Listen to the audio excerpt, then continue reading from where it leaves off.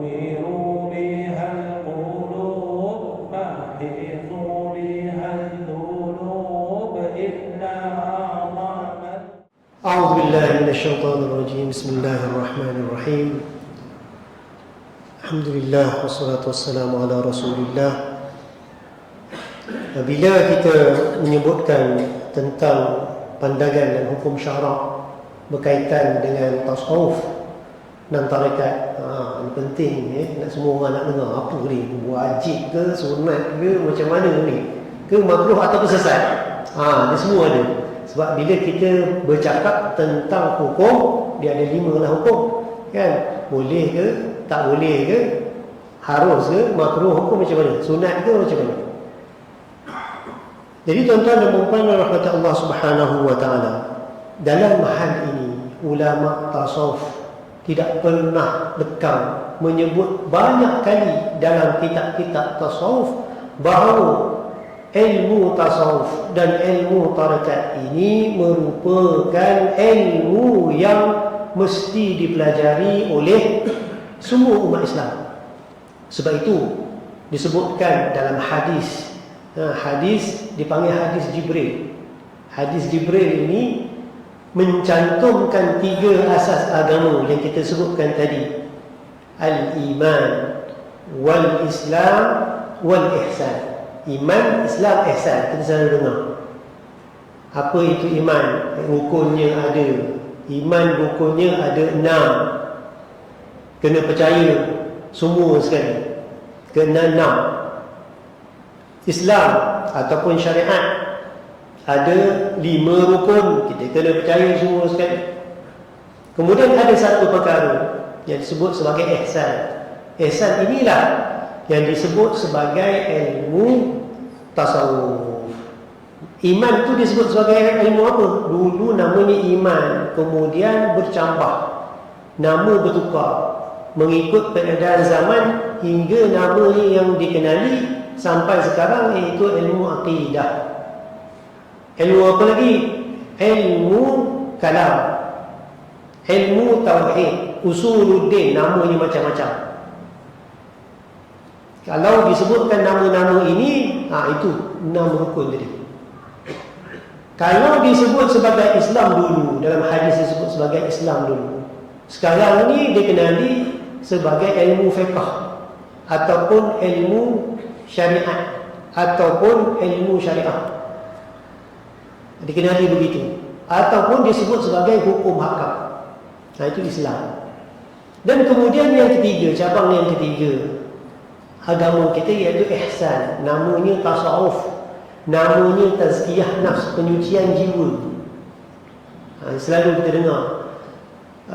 Namanya juga ikhlas, namanya juga zikir dan sebagainya. Banyak nama-nama ini. Jadi ketiga-tiga ilmu ini semuanya wajib kita pelajari. Tak boleh kita tinggalkan salah satu daripada 3 perkara ini, kerana berjalan seiring. Macam mana kita sembahyang, sedangkan sembahyang itu yang dituntutnya adalah isi sembahyang. Apa isi sembahyang? Khusyuk. Kita sembahyang, kita lupa bahawa sembahyang kita ini sebenarnya ada macam-macam jenis sembahyang. Yang paling kita takut ialah sembahyang orang munafik. Orang munafik sembahyang tak? Sembahyang. Jangan kita sangka bahawa munafik tak sembahyang. Dia sembahyang. Di zaman Rasulullah, orang munafik sembahyang di barisan saf paling depan sekali. Macam mana nak kena? Allah Ta'ala sebutkan dalam Al-Quran tentang solat orang munafik. Wa idza qamu ila as-salati qamu kusala yura'una an-nas wa la yadhkuruna Allah illa qalila. Orang munafik sembahyang, tetapi dengan perasaan malas. Malas pun barisan depan. Kemudian sifat orang munafik ini diantaranya ialah nak menunjuk-nunjukkan perbuatan baiknya. Ada tak kita macam tu perasaan kita? Ya, ada tak sifat tu? Tu kita dah semayang, kita tak lepas dengan orang munafik. Kita semayang sama tak dengan orang munafik. Allah Ta'ala sebut orang munafik semayang, bukan tak semayang.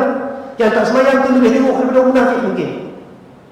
Kemudian, ini yang saya nak tegaskan. Yang ketiga, ciri-ciri orang munafik selain daripada semayang secara malas-malas dan juga menunjuk-nunjuk, dan yang ketiga cirinya ialah mereka ini berzikir. Tetapi Allah Ta'ala kata apa? Mereka itu berzikir tapi sedikit. Kita zikir banyak ke sikit? Kalau kita tanya ni, semua kata saya zikir banyak.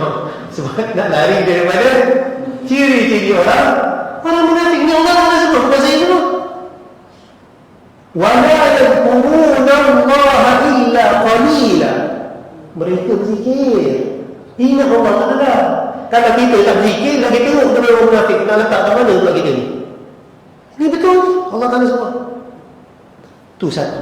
Yang keduanya, orang sembahyang ini Allah Ta'ala sebut, Allah Ta'ala hina orang sembahyang ini, bukan Allah Ta'ala puji. Yang pertama tadi, orang munafik, Allah Ta'ala puji itu orang munafik sembahyang? Tak. Allah Ta'ala hina perbuatan sembahyang orang munafik. Betul? Betul Yang kedua, Allah Ta'ala hina juga orang yang bersembahyang dalam surah Al-Ma'un. Fawailul lil musallin. Ada ulama kata celaka bagi orang yang sembahyang. Ada ulama kata, ada tafsir kata masuk neraka orang yang sembahyang. Macam mana ciri-ciri orang sembahyang macam mana? Alladzina hum an salatihim sahun. Orang sembahyang ni, cerita orang sembahyang. Bukan tak sembahyang, orang sembahyang. Mereka sembahyang tapi perasaan waktu nak sembahyang, rasa nak sembahyang, nak sembahyang.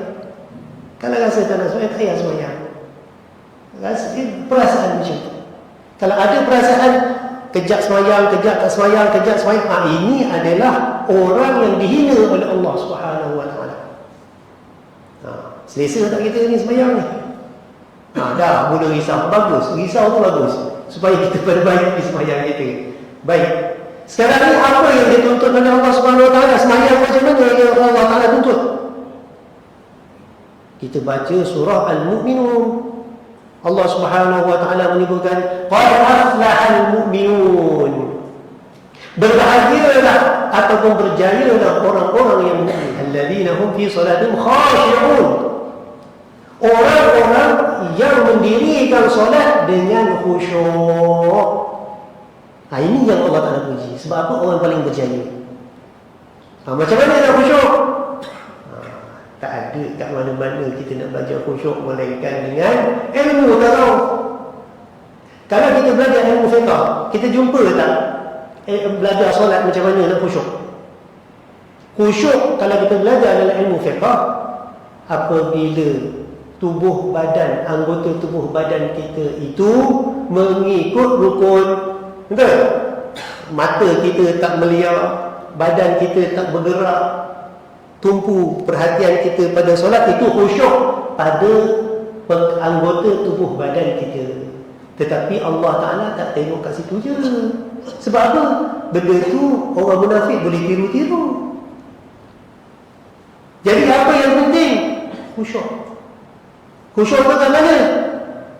Dalam hati. Apa maksud khusyuk? Itu satu cerita panjang tu. Itu kita kena ada cerita bab yang khusus nak khusyuk. Apa itu khusyuk? Khusyuk ialah mengingati Allah Ta'ala sepanjang kita solat, ataupun kita muraqabah dalam sembahyang kita. Itu panjang cerita itu. Jadi ilmu khusyuk ini ada dalam ilmu tasawuf. Jadi kalaulah kita bandingkan solat sahaja dengan ilmu tasawuf, maka kita akan dapati bahawa pentingnya ilmu tasawuf, perlunya kita belajar ilmu tasawuf, kerana ia adalah perkara yang dituntut dalam kita mengerjakan ibadat, terutamanya solat. Jadi apa hukum dia? Sembahyang hukumnya wajib. Khusyuk wajib tak? Dia tak dituntut. Jadi khusyuk jadi wajib. Khusyuk menjadi wajib kerana dialah intipati sembahyang kita. Ataupun kita sembahyang macam orang munafik. Mana yang kita nak pilih? Jadi sebab itu ulama kata apa? Ulama kata belajar ilmu tasawuf ini Imam Ghazali pun menyebutkan perkara yang sama. Dia kata belajar ilmu tasawuf ini merupakan fardu ain bagi sesiapa yang merasakan ada penyakit hati. Semua orang daripada kita ini ada penyakit hati, sedar tak sedar saja. Dan kita nak jauh daripada sifat orang munafik, kan?